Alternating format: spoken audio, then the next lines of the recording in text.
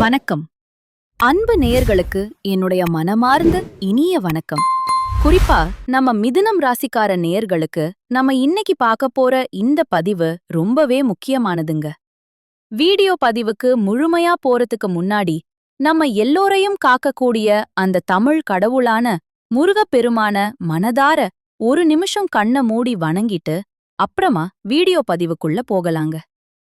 ஓம் முருகா போற்றி, ஓம் முருகா போற்றி, ஓம் முருகா போற்றி. என்னை காக்கும் அன்பு தெய்வமே, முருகனே போற்றி. கண்டிப்பா நல்லதே நடக்கும். உங்க வாழ்க்கையில இனிமேல் நல்லது மட்டும்தான் நடக்கும். நம்புங்க. பொதுவாவே நம்மளோட மிதுனம் ராசிக்காரங்க பாக்கறதுக்கு ரொம்ப அழகாகவும் அதே நேரத்துல ஒரு சிறந்த ஆளுமை குணம் கொண்டவங்களாகவும் இருப்பாங்க.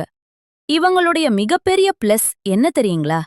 இவங்க மற்றவர்களுடைய உணர்வுகளுக்கு எப்பவுமே ஒரு மதிப்பையும் மரியாதையையும் அளிக்கக்கூடியவங்களா இருக்காங்க. அது மட்டும் இல்லாம தன்னுடைய சொந்த உழைப்பால் மட்டுமே வெற்றி பெறக்கூடியவங்களா இவங்க வாழ்ந்துகிட்டு இருக்காங்க.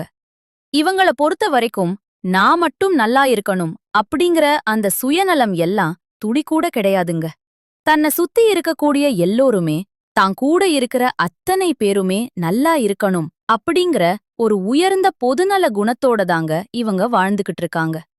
குறிப்பா சொல்லணும்னா குறி விலகாத அம்பு போல தன்னுடைய குறிக்கோள் தவறாம நம்மளோட மிதுனம் ராசிக்காரங்க வாழ்ந்துகிட்டு வராங்க. இவ்வளவு அருமையான இவ்வளவு சிறப்பான நற்குணங்களை கொண்ட மிதுனம் ராசிக்கார அன்பர்களே, செல்லங்களே, எல்லாரும் நலமா இருக்கீங்களா? ஏங்கம்மா நீங்க வேற எங்கள பார்த்து இப்படி ஒரு கேள்வி கேட்கிறீங்களே. நாங்களே ஒவ்வொரு நாளும் கண்ணீர் சிந்தி வாழ்ந்துட்டு இருக்கோம். எங்க வாழ்க்கையில நிம்மதி அப்படிங்கிற பேச்சுக்கு துளி கூட இடம் கிடையாதுங்க அப்படின்னு உங்க மனசுல நீங்க நினைக்கிறது எனக்கு நல்லாவே புரியுதுங்க. மிதுனம் ராசிக்காரர்களே, உங்களுடைய அந்த வலி எனக்கு புரியுது. ஆனா கவலைப்படாதீங்க. உங்க வாழ்க்கையில இருக்கக்கூடிய இந்த கஷ்டமான சூழ்நிலை எல்லாமே இனி வரக்கூடிய காலங்கள்ல பனி போல மறைய போகுதுங்க. உங்க வாழ்க்கையே இனி வரக்கூடிய காலங்கள்ல யாரும் எதிர்பார்க்காத அளவுக்கு ஒரு சொர்க்க வாழ்க்கையா மாறப்போகுதுங்க. இது சத்தியம். இதுநாள் வரைக்கும் உங்கள வேண்டாம்னு உதறி தள்ளிட்டு போன சொந்த பந்தங்கள் இருக்காங்க இல்லையா? அவங்க எல்லோருமே இனி வரக்கூடிய காலங்கள்ல நீங்க தான் வேணும்னு உங்கள தேடி வரப்போறாங்க. அதேபோல நீண்ட நாளா திருமணம் ஆகாதவங்களுக்கு சீக்கிரமாவே திருமண தடை நீங்கி உங்க மனசுக்கு பிடிச்ச உங்களுக்கேற்ற சரியான வாழ்க்கை துணையோட திருமணம் நடக்கப் போகுது. குழந்தை இல்லையேன்னு ஏங்கிட்டு இருந்த குழந்தை பாக்கியம் இல்லாதவர்களுக்கு அழகான குழந்தை பாக்கியம் கிடைக்கப் போகுதுங்க. அது மட்டுமில்லாம பூர்வீக சொத்து ரீதியாக இருந்த அனைத்து பிரச்சனைகளுக்கும் ஒரு நிரந்தரமான தீர்வு கிடைக்கப் போகுது. உங்களுக்கு முறைப்படி வரவேண்டிய பூர்வீக சொத்து எந்த தடையும் இல்லாம உங்க கையில வந்து சேரப்போகுதுங்க. நம்மளுடைய மிதுனம் ராசிக்காரங்க எப்பவுமே நல்ல குணமும் இறைவனின் அருளும் நிறைந்தவர்களா இருக்க ஆசைப்படுறாங்க. ஆனா ஒரு யதார்த்தமான உண்மை என்னன்னா, சில உறவுகள் இவர்களுக்கு பிடிக்கும், ஆனா சில உறவுகள் இவர்களுக்கு பிடிக்காது. சில உறவுகள் இவர்களை தலையில் வைத்து கொண்டாடி உயர்த்தி பேசும், ஆனா இன்னும் சில உறவுகள் இவர்களை தாழ்த்தி மட்டம் தட்டி பேசும். இதனாலேயே குடும்பத்தில அடிக்கடி குழப்பம் அதிகமாக இருக்கும். அது மட்டும் இல்லாம சில விஷயங்கள உங்க குடும்பத்தினர் உங்ககிட்ட சொல்லாம மறைக்க முயற்சிப்பாங்க. இது மிதுனம் ராசிக்காரர்களுக்கு பெரிய வருத்தத்தை அளிக்கும். நம்மகிட்ட ஏன் மறைக்கிறாங்க அப்படிங்கிற கவலை இருக்கும். மற்றவர்கள் உங்கள பத்தி தவறான அபிப்பிராயம் கொள்ளும் வரை மிதுனம் ராசிக்கு நிம்மதியே இருக்காதுங்க.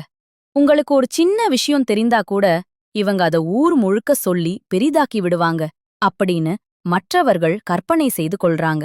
உங்கள முழுசா புரிந்து கொள்ளும் வரை இந்த பிரச்சனை தொடர்ந்து இருந்துகிட்டு தான் இருக்குங்க. இதற்காக நீங்க எல்லாம் மனசு உடைஞ்சு கவலைப்படக்கூடாது மிதுனம் ராசிக்காரர்களே. கண்டிப்பா ஒரு காலகட்டத்தில மிதுனம் ராசி இல்லாம குடும்பத்தில எதுவும் நடக்காது என்று தெரிந்து உங்ககிட்டயே வந்து வீட்டு சாவிய கொடுப்பாங்க. அந்த காலம் வரும். அதுவரை உங்களுக்கே ஏதோ கெட்ட சக்தி இருப்பது போல் தோன்றதான் செய்யும். அதை கண்டு நீங்க துளி கூட பயப்படக்கூடாது. சில உறவுகள் உங்களுக்குள்ள பயத்தை உருவாக்கி குடும்பத்தில நிம்மதி இல்லாத ஒரு சூழ்நிலைய வேணும்னே உண்டாக்கும். ஆனா கவலைப்படாதீங்க. மற்றவர்களை உணர்வதற்கும் அவங்க யாருன்னு புரிவதற்கும் காலம் உங்களுக்கு உதவி செய்யும். சரி, இப்போ பரிகாரங்களுக்கு வரலாம். கவனமா கேளுங்க. தினமும் 108 முறை ஓம் நமோ நாராயணா அப்படிங்கிற இந்த மந்திரத்தை சொல்லிக்கிட்டு வாங்க. காலையில 108 தடவையும் சாயந்தர நேரத்துல 108 தடவையும் கட்டாயமா சொல்லணுங்க. அதே மாதிரி ஓம் முருகா போற்றி என்ற மந்திரத்தையும் 108 முறை சொல்லிக்கிட்டு வாங்க. இதனால உங்க வாழ்க்கையில நல்லது மட்டும் தாங்க நடக்கும். நீங்க பூஜை தொடங்குவதற்கு முன்னாடி வீட்டை நல்ல சுத்தம் செய்து வீடு முழுக்கம் பன்னீர் தெளித்து விடுங்க. குறிப்பா புதன்கிழமை தோறும் வீட்ல பன்னீர் தெளிப்பது ரொம்ப ரொம்ப அவசியங்க. மிதுனம் ராசிக்காரர்களே, அப்படி தெளிக்கிற அந்த பன்னீரில் கொஞ்சம் சந்தனம், பச்சை கற்பூரம், கிராம்பு, ஜாதிக்காய் போன்ற வாசனை திரவியங்கள் கலந்து தெளிக்கலாங்க. இதனால வீடு தெய்வீகமா இருக்கும். புதன்கிழமை அன்னைக்கு பெருமாள் கோவிலுக்கு சென்று அங்க இருக்கிற சக்கரத்தாழ்வார் சன்னதியில் சுதர்சன காயத்ரி மந்திரத்தை ஒரு 108 முறை சொல்லிட்டு வாங்க. உங்க வீட்டு வாசலில் நிலைப்படியில் ஒரு துளசி மாலை கட்டுங்க. ஒவ்வொரு புதன்கிழமையும் அந்த மாலையை மாற்றுங்க. பழைய மாலையை கால் படாத இடத்துல போட்டுருங்க. இதை தொடர்ந்து 7 வாரங்கள் நீங்க செஞ்சுக்கிட்டு வாங்க. இதனால உங்க வீட்ல இருக்கிற கெட்ட சக்திகள், துசக்திகள், பணத்தடை தொல்லைகள் எல்லாமே அடியோடு நீங்கிருங்க. அடுத்ததா கண் திருஷ்டி, எதிரிகள் தொல்லை, கோர்ட் கேஸ் பிரச்சனை, போலீஸ் ஸ்டேஷன் சம்பந்தமான விஷயங்கள் விலகணும்னா ஓம் ஸ்ரீ ஹரிஹரசுதன் நமகன் அப்படிங்கிற மந்திரத்தை 205 முறை சொல்லிக்கிட்டு வாங்க. அதே போல சுவாமியே சரணம் ஐயப்பா என்ற மந்திரத்தை 108 முறை சொல்லிக்கிட்டு வாங்க. இத நீங்க தினமும் சொல்லுங்க. நீங்க அறியாம செய்த பாவங்கள் எல்லாமே விலகி போயிரும். உங்க மனசு ரொம்ப சுத்தமாயிரும். வீட்ல தினமும் ஒரு சின்ன தீபமாவது ஏத்துக்கங்க. வீட்டை எப்பவுமே இருளாக விடாதீங்க. வீட்டு வாசனை பொருட்கள், அதாவது ஊதுவத்தி, சாம்பிராணி இருக்கிற மாதிரி பாத்துக்கோங்க. வீட்ல எப்பவுமே சுத்தமா வச்சுக்கோங்க. குறிப்பா வீட்ல இல்லை இல்லை என்ற வார்த்தையை அதிகமா நீங்க பயன்படுத்தவே கூடாது. அதேபோல கெட்ட வார்த்தைகளை நீங்க பேசுவதை தவிர்ப்பது ரொம்பவும் நல்லதுங்க. அடுத்ததா ஒரு முக்கியமான பரிகாரம். வீட்ல பசுமாடு இல்லைன்னா ஒரு கன்றுக்குட்டியை அழைத்து வந்து வீட்டு மத்திய பகுதியில் நிறுத்தி அந்த பசுவுக்கு பூஜை செய்யுங்க. பசுவுக்கு மஞ்சள் தடவி குங்குமம் வைத்து அழகான புடவை சாத்தி கழுத்துல மாலை போடுங்க. கன்றுக்குட்டிக்கும் அதே மாதிரி புடவை சாத்துங்க. ஒரு நுனி வாழை இலையில பச்சரிசி, வெல்லம், வாழைப்பழம் இதெல்லாம் கலந்து பெசஞ்சு பசுமாட்டுக்கு கொடுங்க. கடைசியா பசுமாட்டின் பின்புறம் தூப தீபங்கள் காட்டி நமஸ்காரம் பண்ணுங்க. இதை செய்வதன் மூலமா வீட்டிலுள்ள எப்பேற்பட்ட கெட்ட சக்திகளும் அலறி அடிச்சு வெளியேறும். அபார்ட்மெண்ட்ல வசிக்கிறவங்க உங்க வீட்டு வாசல்லையே இந்த பூஜையை செய்யலாம். இந்த பூஜையின் மூலமாக உங்கள் வாழ்க்கையில் நல்லது நடப்பத நீங்களே உங்க கண்ணெதிரே பார்க்கலாங்க. உங்கள் வீட்டில் இருக்கக்கூடிய கெட்ட சக்திகள் முழுசா நீங்கணும்னா நீங்க இன்னும் சில விஷயங்களை கடைபிடிக்கணுங்க. செவ்வாய்க்கிழமை தவறாம முருகனை வழிபாடு செய்யுங்க. தினமும் மாலை நேரத்துல நல்லெண்ணெய், அப்படி இல்லனா நெய்விளக்கு ஏத்துங்க. ஓம் சரவண பவ மந்திரத்தை தினமும் 11 முறை சொல்லிக்கிட்டு வாங்க. வாரம் ஒரு முறை அம்மன் கோயிலுக்கு போய் அம்மனை மனதார வணங்கிட்டு வாங்க. பிரதோஷ நாட்கள்ல சிவபெருமான போய் வணங்கிட்டு வாங்க. செவ்வாய்க்கிழமை அசைவம் சாப்பிடுறத தவிர்ப்பது ரொம்ப ரொம்ப நல்லதுங்க.